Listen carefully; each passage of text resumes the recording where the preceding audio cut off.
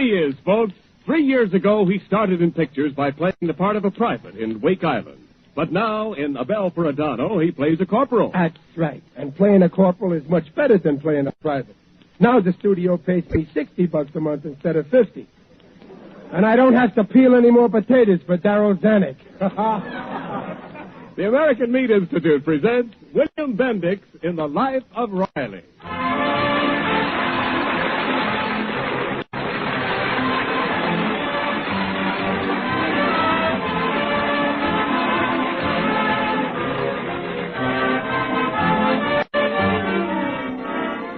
The meat people of America, providing a great food for a great nation. 5 million farmers and ranchers raising fine meat animals. 600,000 men and women in more than 3,500 meat packing plants. 400,000 meat retailers.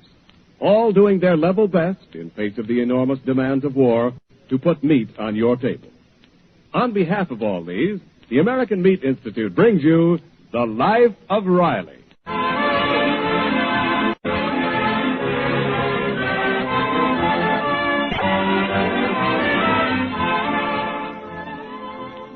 Besides his duties as riveter, Chester A. Riley was appointed a member of the Workers' Welfare Committee at the California war plant where he works. As such, the big boss has asked Riley to investigate a bottleneck named Al Jenkins in the welding department. So here's Riley bursting with importance.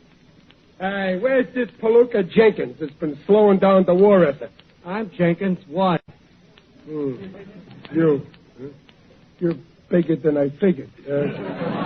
Maybe we better talk this over quietly, Mr. Jenkins.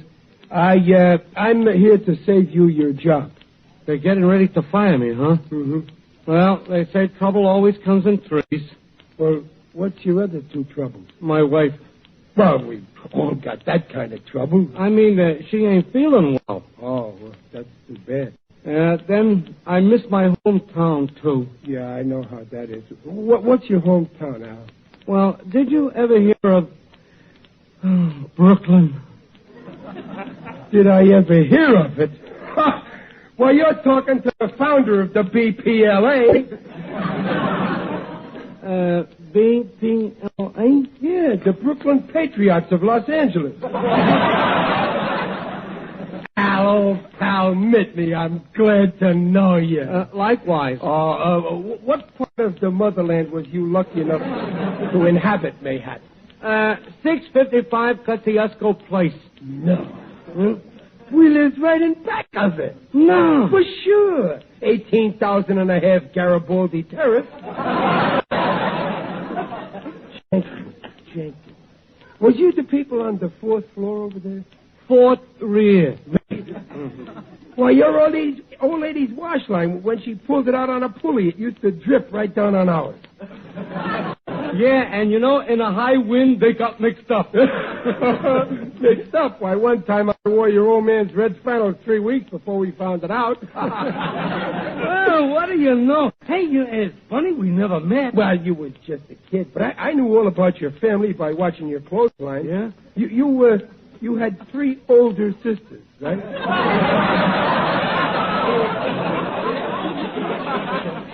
Yeah, but how'd you know? Well, Brooklyn boys don't wear bloomers. Well, it's a small world. That's a good one, Al. You got a sharp brain there. Thinking of tracks like that. Al, you're going to have supper at my house tonight. Oh, well, thanks, but are you sure you got enough food? Oh, don't worry. So one night I'll go without a third helping.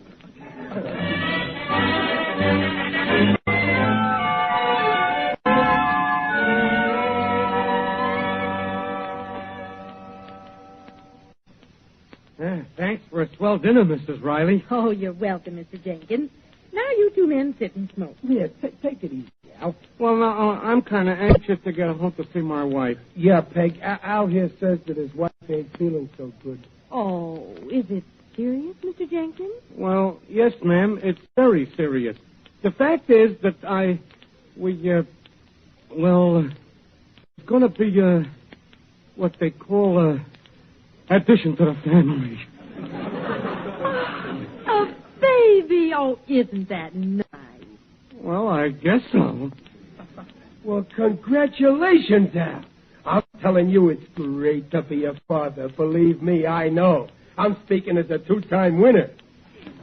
Is this your first, Mr. Jenkins? Well, yes, it's all new to me. So what? Think of the baby. It's all new to him, too. Well,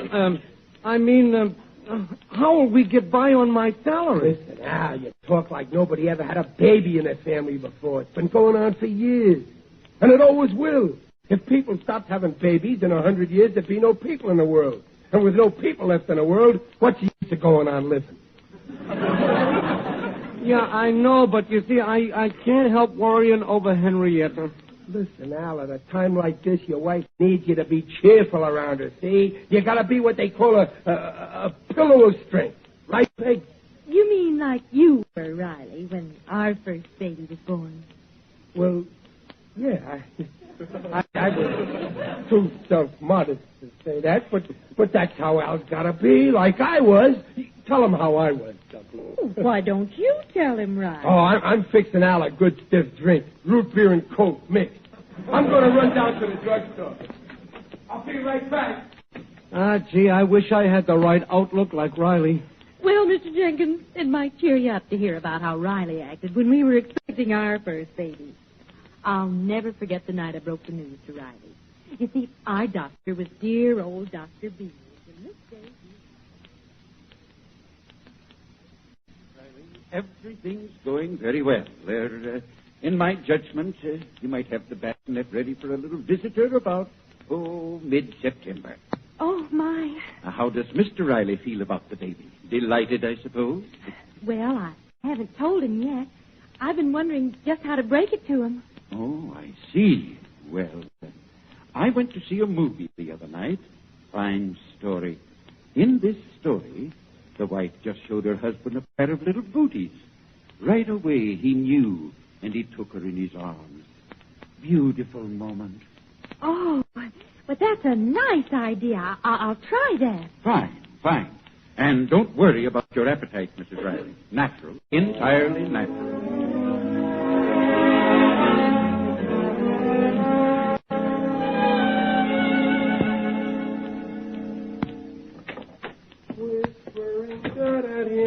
Hiya, Peg.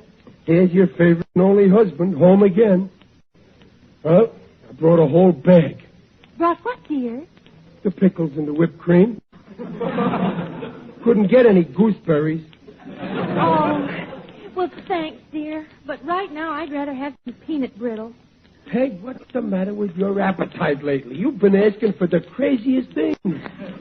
Riley, I have something to tell you.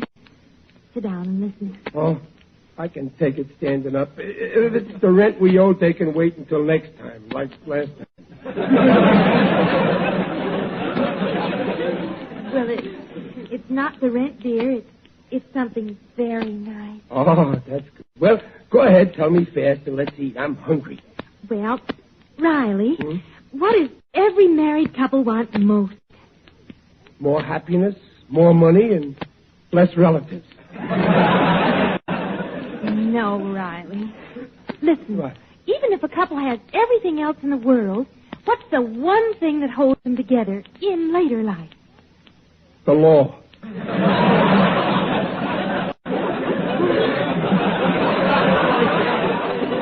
Well, it's no use being subtle with you, Riley. So, look, here's something I've been knitting. Oh, mittens.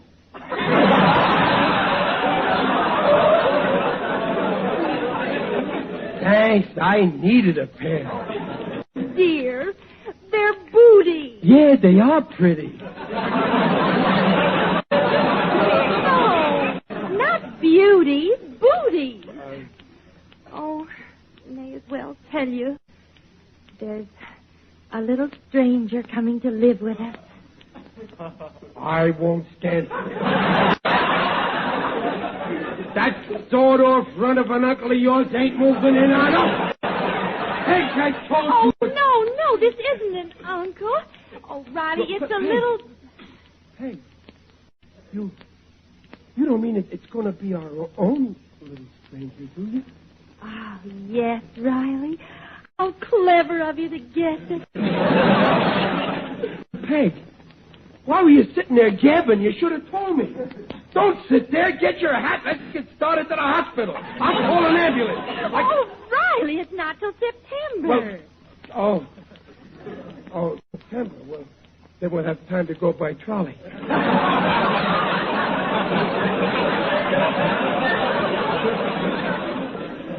Hey, darling, kiss Papa.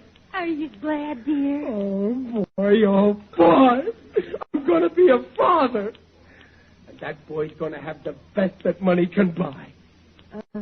What money, Riley? You can't afford much on $16 a week. Oh, yeah, but you're forgetting the raise I'm getting. Riley! Mr. Grimes gave you a raise. Oh, when? I'm asking him tomorrow.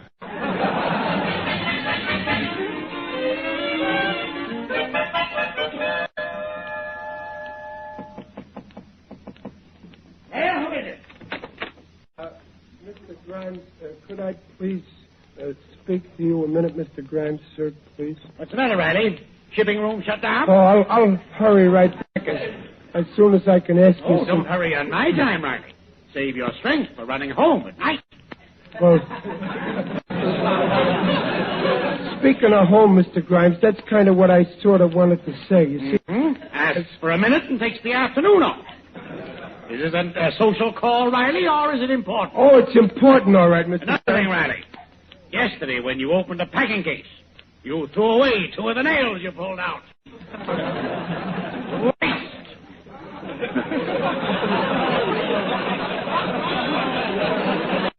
They was bent bad, Pull Mr. them more Grimes. carefully in the future. That's all, Riley. Well, wait a minute, Mr. Grimes. The fact is it's my wages. I'm getting 16 a week. Hurts your conscience, huh? You know you don't deserve it. No, sir. Could you let me have a raise, sir, Mr. Grimes? A raise? Well, I gotta have at least $1 more a week. $1 more? Are you living a double life? No, sir. Well, we're having a new baby at our house. A baby? What kind of a low trick is that to pull on me, Riley? Oh, I'm sorry. I forgot to ask your permission, sir. Having a baby just to work on my sympathy, huh? Oh, well, I guess I'll have to do something for you. Oh, thanks. Gosh, thanks, Mr. Grimes. Yes, I was going to fire you. Fire me? But I'm a soft-hearted fool. So I'll take you back. Oh, thanks. We'll never have any more children without checking with you first. Okay. Naturally, I expect you to recognize my generosity. Oh, sure, certainly, Mr. Grimes. You got a heart of gold. Yes, I have. So I'll tell you what we'll do.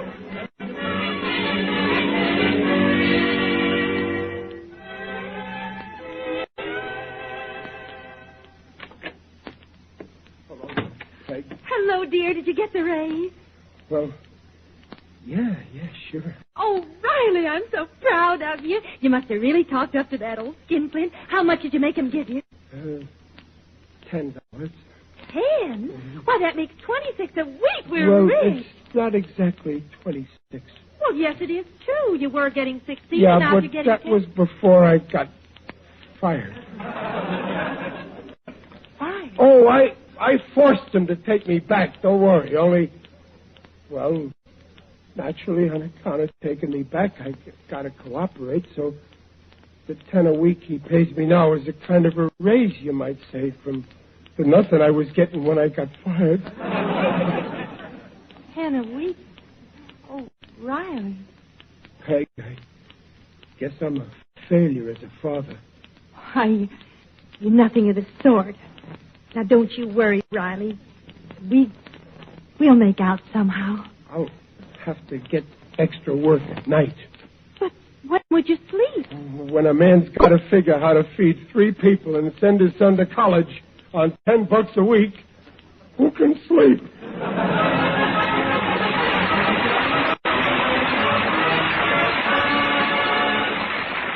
In just a minute, you'll hear some more about Riley, the expectant father.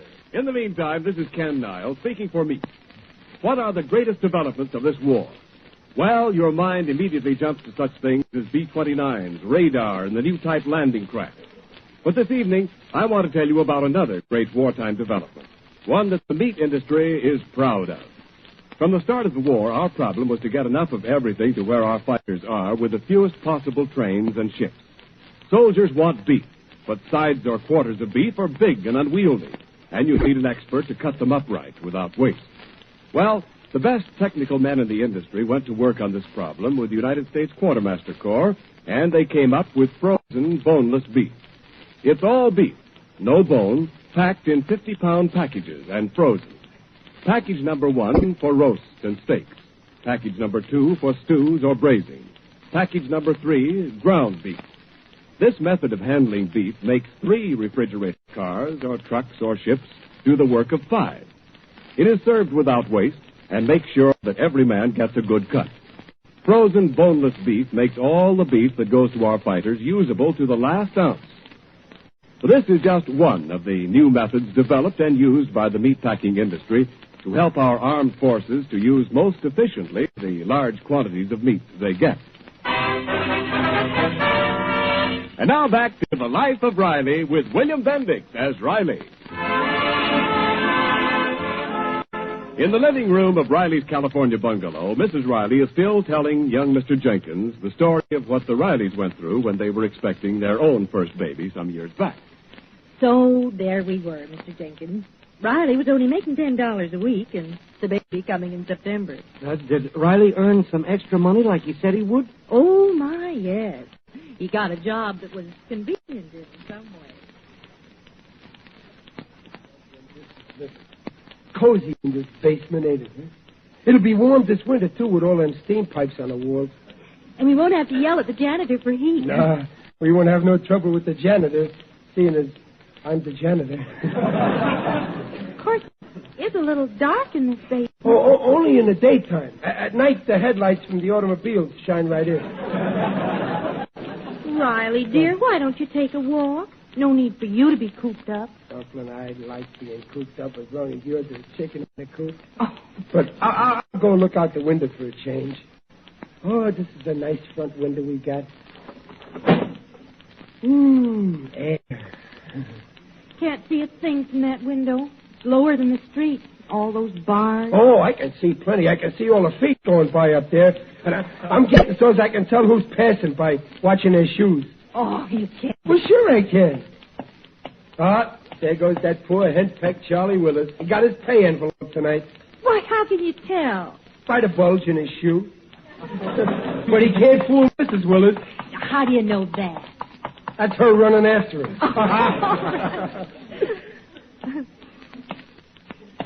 Listen, I bet you don't know who that is. No. Who is it? That's my pal, Digger Odell, the undertaker. Oh, see the grass on his shoes. Guess he's been out playing golf. Oh, Digger. Who calls from down below? It's me, Riley. Digger, look, down here, look. Ah, greetings, Riley.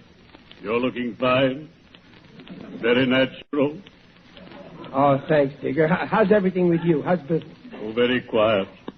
Very little turnover lately. Tell me, Riley, how long have you been living here underground? Oh, a couple of weeks, but it ain't exactly underground. It's only about 6 feet. I wouldn't go any deeper if I were you. By the way, Riley, I'm on my way to Madison Square Garden to see the prize fight. Killer McCann versus Slugger Johnson. I didn't know you cared about fights. Oh, yes. My favorite pastime is boxing.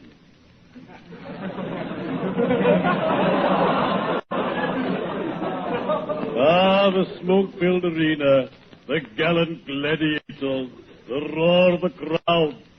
I adore boxing. It's so gay. Yeah, it's a great sport. I'm crazy about it, too. Then why not come along with me? I have 2 ringside tickets.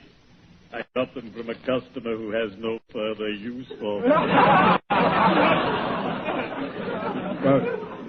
Gee, I would like to go, Digger, but I gotta stay home tonight. Too bad, Riley. You should go out more often. You're too young to bury yourself. So call me up sometime. Well, thanks, Digger. Oh, bury me, no.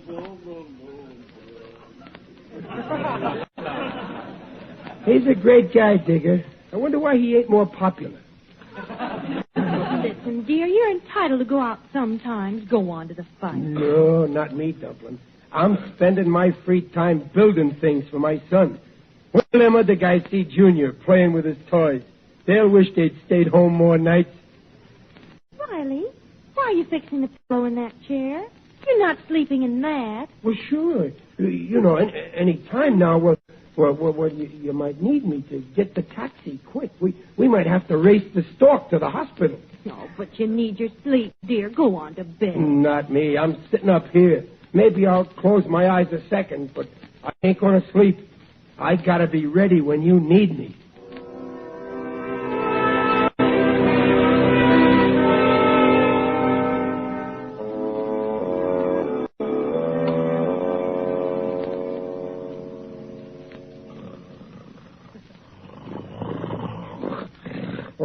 Lead with your left. Let me get to your left. Lead with your left. Riley, wake up. Riley, dear, wake up. Wake up. Who's that? It's me, Riley. Wake up, dear. We better get that taxi. Taxi? We have to go to the hospital.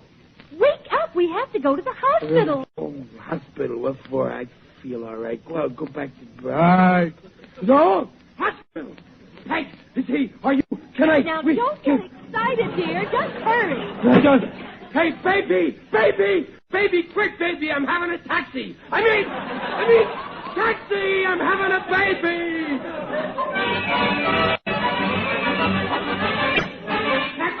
Taxi! Here, taxi! Over here! Yes, sir. Cab? Yeah. Gotta go to the hospital. Alexander Hospital. No time to lose. Yes, sir. Faster! Well, I'll go as fast as I can. Faster! No time to lose. Well, somebody hurt bad in the hospital? No, it's my wife. She's having a baby. And... My wife!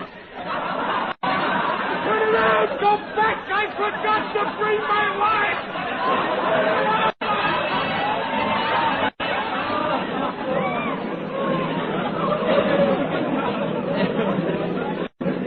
One more corner, lady.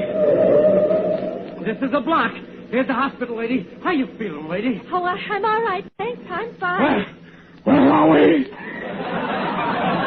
the hospital.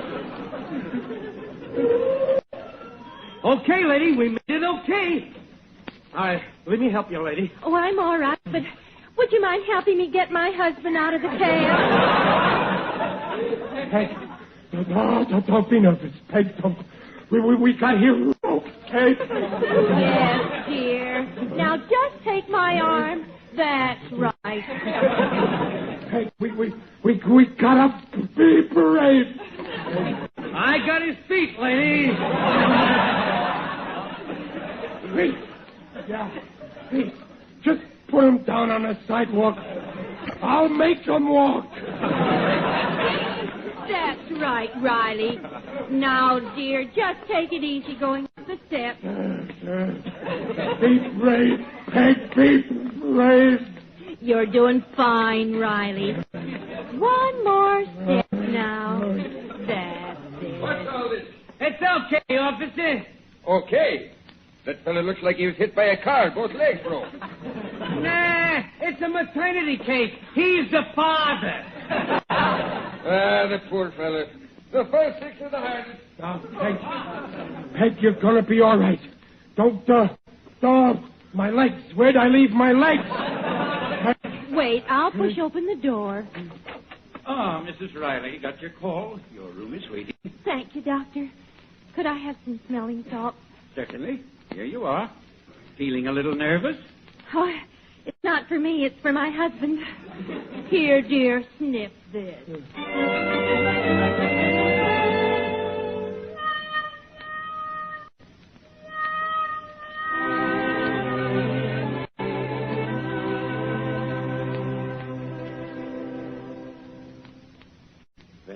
Riley. How are you feeling?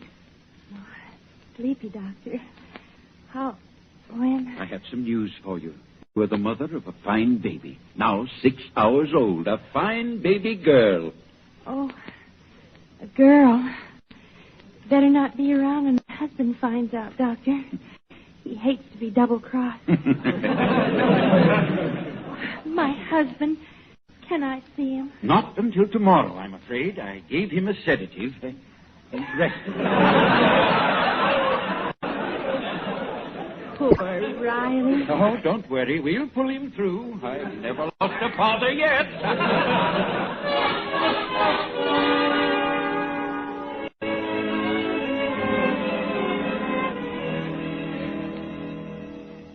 Well, Mr. Jenkins, that's the story. We called our daughter Barbara, Babs for short. Oh, here's a picture of her now. She's 16. Oh, a mighty pretty girl. Well, so that's what happened to Riley, huh? Yes. Of course, after all these years, Riley remembers it a little differently. To hear him tell it now, he practically ran the hospital that night. And you let him think so, huh? Oh, of course. Well, he'd be hurt if he thought he'd let me down. Well, I won't let Henny down. Riley's story is a lesson to me. Oh, you'll be all right, Mr. Jenkins. Keep your mind on your job, and your wife will take care of hers. So just relax and don't get in the way. Well, I got the drink. To celebrate, I mixed us the Riley Boilermaker. Root beer, Coke, and ginger ale. Here you are, Jenkins. Well, thanks. Well, you took long enough, Riley. I've told Mr. Jenkins the whole story of the night Babs was born. Oh, there you go again, Peg, boasting about me. Mr. Riley, the way you stood by your wife, I tell you, it was a lesson to me. Oh, yeah, I handled everything okay. Didn't I, Peg, huh? Oh, wonderful, dear. So you see what I mean, Jenkins? Stay on your job. Don't worry. Keep cool. Believe me, Al, having a baby is a cinch. Ask any man.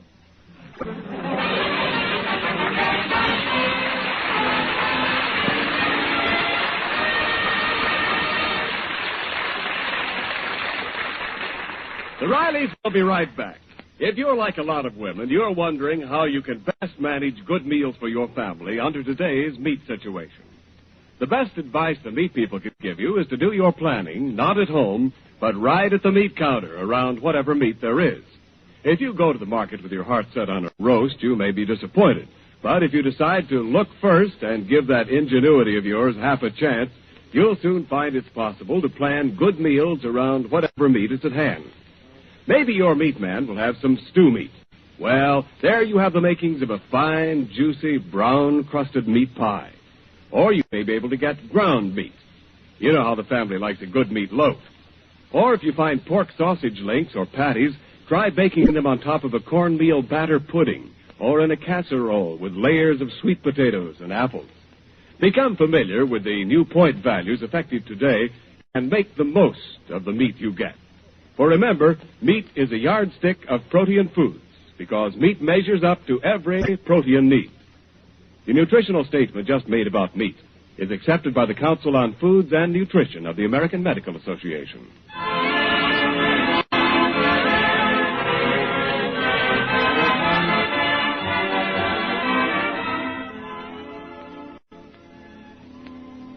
Why don't he phone? Why don't he phone? I told Jenkins to call me from the hospital as soon as it happens. Now, Riley, don't get excited. Yeah, but he promised that dog. That's him. Hello. Hello, Al. Al, how is everything? Oh, that's swell. What is it? A him or a her? Wow! Well, what is it, Riley? It's a them.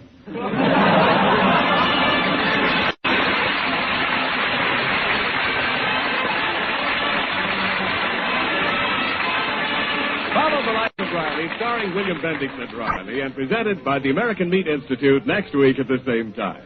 Next week, Riley adds another gray hair when his son Junior runs away from home.